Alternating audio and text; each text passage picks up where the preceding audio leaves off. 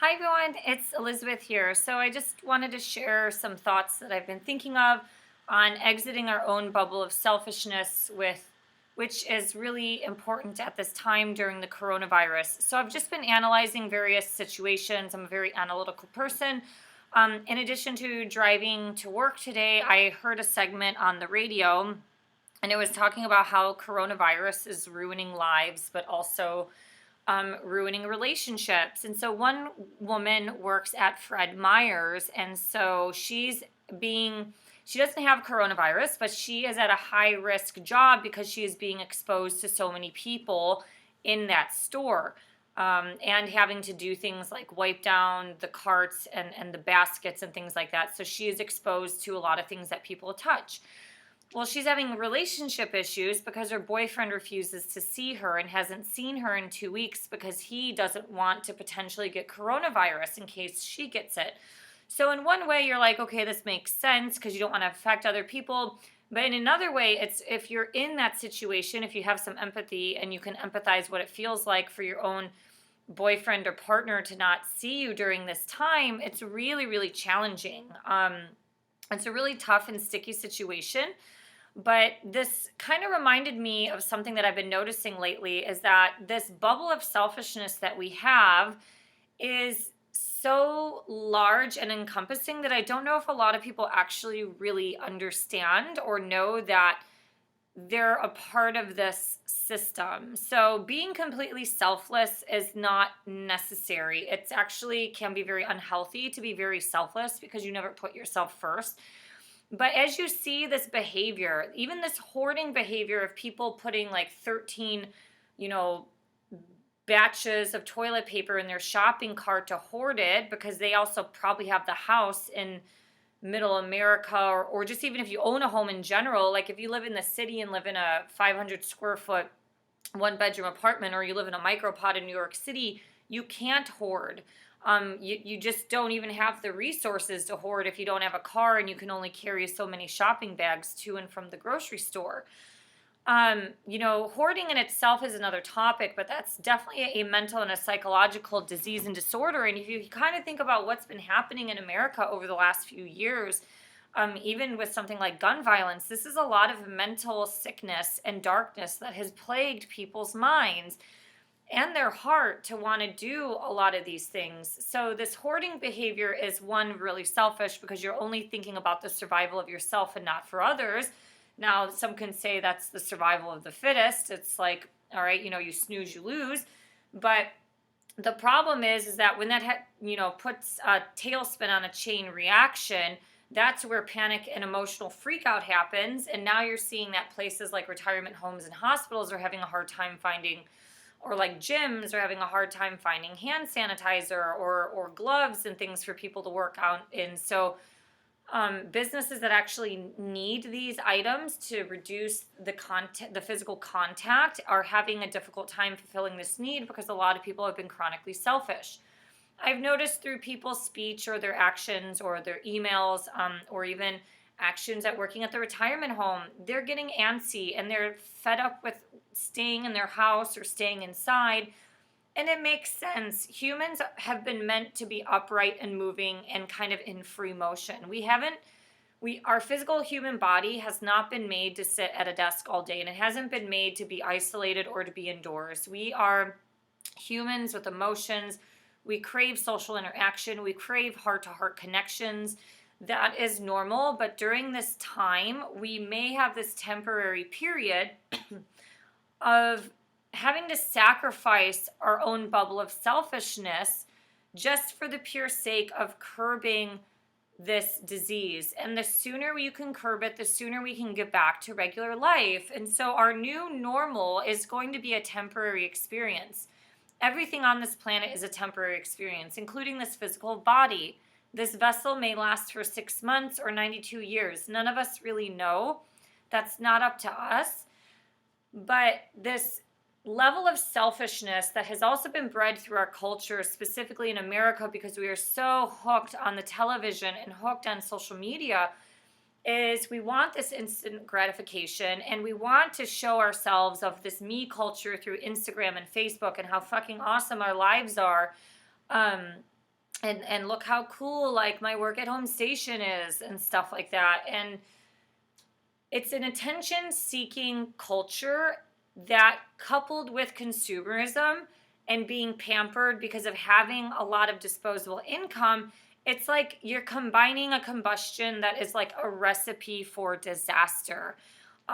People are going to be flipping out because they can't go out and have their favorite latte. They're going to be going through a sugar detox, or a, a fast food at restaurants are open, but they might be going through some form of like hormonal cutoff in their body because they can't get this fulfillment that they did through everyday life. And a lot of these things that have been of excess, like drug use and orgy parties, and eating a lot of sugar and lattes and venti mochas that are like this big, these things are all luxuries. None of it has ever been around in human existence. Well, the orgies and the drugs have, but it's like this pampering of instant gratification where it's like, oh, well, I want a trampoline, so I'm going to get it now, or I need this box of toilet paper and I need it in 1 hour thanks to Amazon Prime. It's like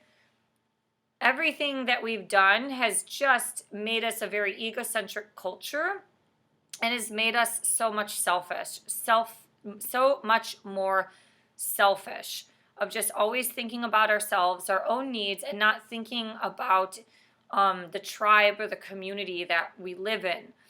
Now, I do think because of living in a melting pot, that tribe or community is going to be very much more difficult to think about, because humans are like animals. So like zebras fend for zebras.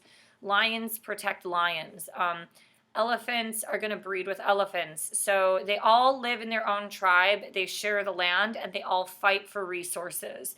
And that's kind of a little bit of an example of what America is. And now if the whole world becomes global in itself, like because of living in Germany in a homogeneous culture for a year and a half, you got to see how the mentality was a lot different. And I understood why Denmark and Sweden and all these other countries where it's dark so much were rated some of the happiest in the world. It's because they were their own tribal unit and they actually cared about the future generations. I just think that when you start mixing in different paint colors from around the world, like you mix red paint and blue paint, you get purple, like things just mix differently. So you tend to become a little bit more selfish in that regard because you're trying to protect your own tribe, or you're trying to protect your own family or your own selfish needs. I kind of wish people had a self tape recorder and could listen to themselves, especially some of these blowouts that have happened to me at the retirement home of people being pissed that they're locked up in their room or locked up in the building. It's like, that's not my policy that I've instilled, but it's just like this world view of everything just revolving around them and not realizing that there's like 400 other people in the same building that are experiencing the same thing. I talked to a friend from Germany. She's having back pain. I'm having back pain. My clients are having back pain. Everybody's having back pain right now because we're seated so much.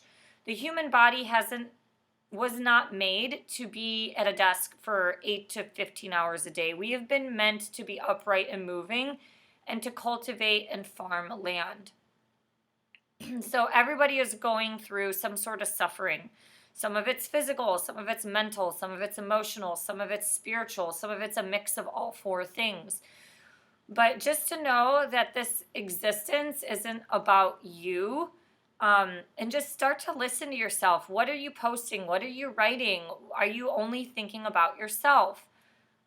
This is a little bit of a rant. I don't know if there's really any point to where I'm going with this, but I just think what my moral of this story is, this consumeristic culture of the consumer is always right and they always get their way. And then we have this me culture that's promoted on social media through all these pictures and images.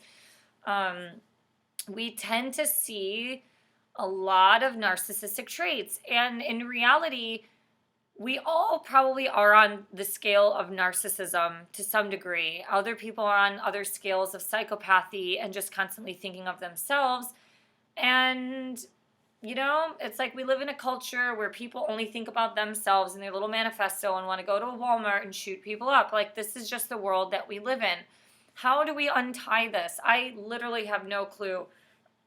I don't even know. I think it's a spiritual cause, or a lack of spirituality or spiritual belief. And in this downtime of suffering, instead of just being bored and baking in front of the TV, this is the time to be creative. It's the time to use your mental faculties, because we're so sucked in to buying shit, TV, movies. People don't have hobbies anymore. Their hobby is binging Netflix. It's being sedentary. You can't use your mental faculties or critically think when you're not actually keeping your brain active. This is part of the societal plan to dumb us down and destruct our countries and our cultures. If you have this downtime, this is the perfect way, especially if you are isolating and you're not working and you are stuck at home. This is a great way to adopt faith. A lot of faith comes through hardships and hard times. Most people who are rich and abundant aren't super spiritual because their life isn't suffering. A lot of suffering ignites that opportunity to, believe in God, or start praying, or wanting to trust in something higher than yourself to help you out through this time. This is the time to get creative. What is it? Did you want to start cooking?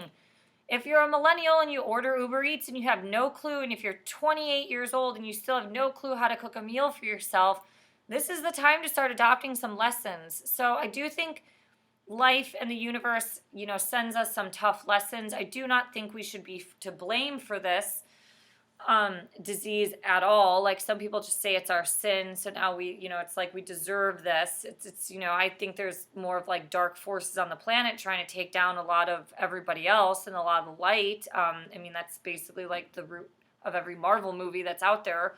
So if people want to believe in Marvel movies, they can, kind of believe that the stuff that spiritual people say is true. It's the battle between the light and the dark. But this is a time to start getting a little independent. The Roman Empire was the biggest empire that's ever lived on this planet, and they failed. And part of the reason why they failed is because life was too luxurious and pampered, and they dabbled in a lot of drugs and a lot of sex and promiscuous sex and orgies and escorts and all that stuff. And eventually things started to crash and crumble. So I have no clue if this is our point of crashing and crumbling. I sure hope not. But maybe this is a wake-up call for us to realize how selfish we've been. Maybe not necessarily living a life of complete selflessness, because that in itself isn't always healthy, like I said before. But maybe it's just to start to ignite some awareness and realize that there's more out there in this world and for survival than ourselves. These are some thoughts that I have. Thank you for listening, liking, sharing, and subscribing. See you next time. Bye.